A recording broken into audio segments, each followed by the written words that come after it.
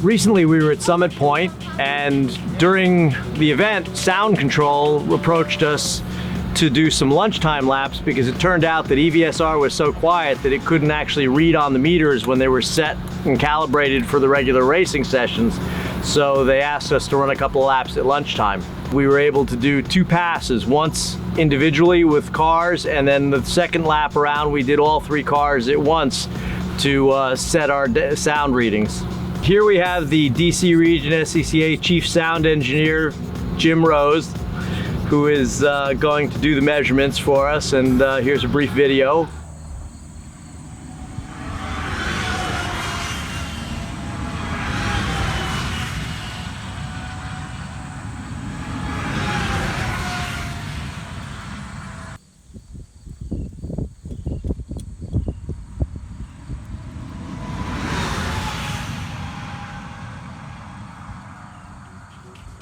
"77 decibels that's all 3 cars going by at once.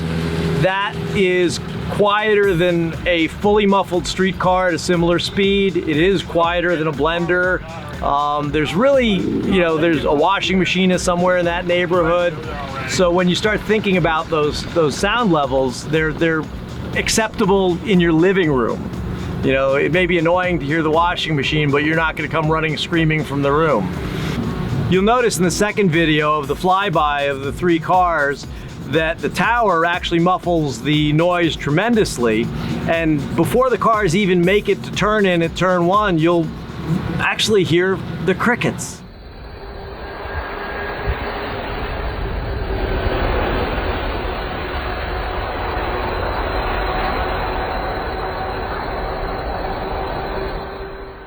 After our sound readings with SCCA, one of the things we concluded is that we are faster than a speeding bullet, more powerful than a locomotive, and quieter than a wearing blender.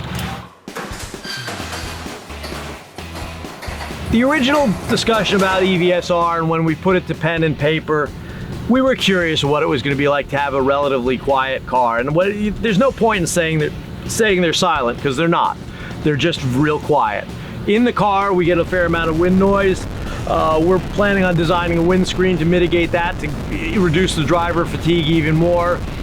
But we built it, we were given the challenge to build an electric race car, and ultimately we built it for performance. It wasn't about the noise. We knew we were going to have those discussions. We knew that Lime Rock was going to be thrilled to have a quiet car going out there, and I'm sure they want to see 50 of them going out there.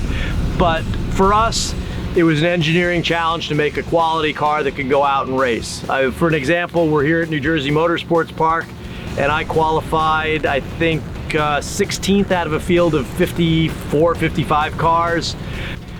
The cars are competitive. They're good, they're strong. Could we make them better? Sure. Cubic dollars, that's what all it takes.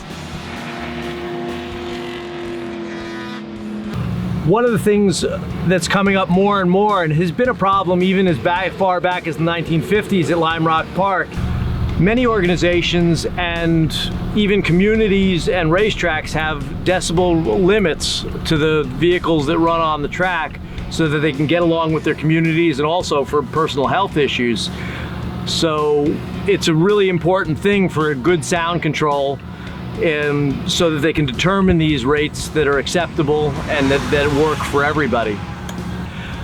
But tracks like Lime Rock aren't even allowed to run on a Sunday, which is just unbelievable revenue loss. Places like Laguna Seca are so quiet, restricted for most of their events, that they're leaving out many, many, many competitors and events. So being able to start to field more and more electrics is going to give tracks and sanctioning bodies opportunities they didn't have in the past to be able to open up their venues for events where they wouldn't have been able to in the past, without any community repercussions or any backlash from the community, because there really isn't a racetrack within 5 miles of a community that doesn't have some sort of sound problem.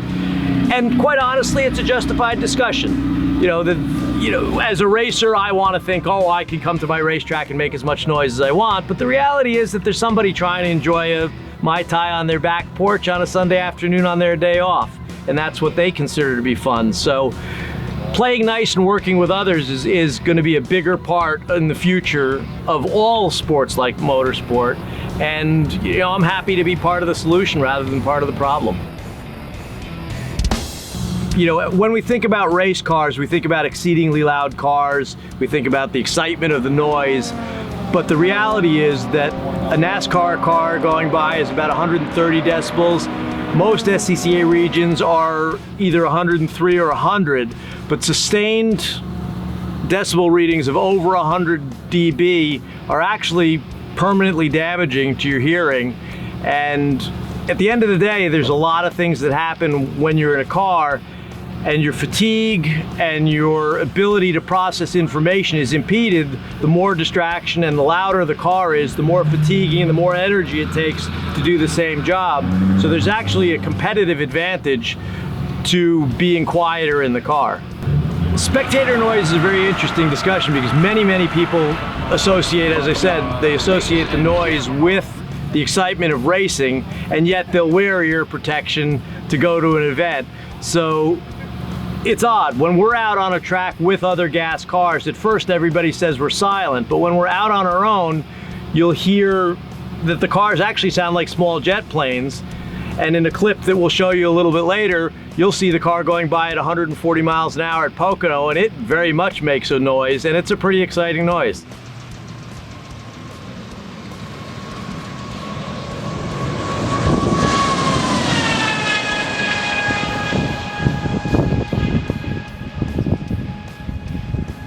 One of the other things that happens is, as a spectator or even as a driver, there are a lot of things that you can notice because the motor noise is so much quieter. You can hear tire squeal, you can hear the lockup, an instantaneous lockup into braking. You can even hear contact between cars, which you would never be able to hear because the only noise you're going to hear is the scream of a motor.